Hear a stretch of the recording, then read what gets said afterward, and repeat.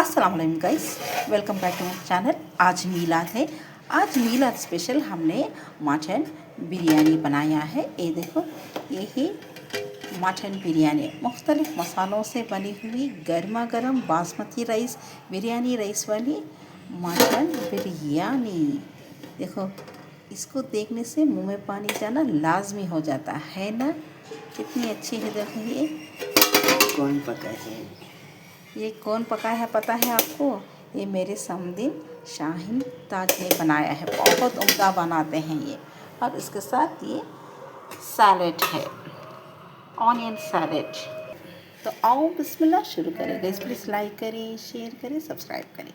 Thank you guys, have a wonderful lunch, biryani lunch with me. Keep watching. मिलाद मुबारक हो आप सबको। मिलादुन नबी का स्पेशल है ये। Thank you guys.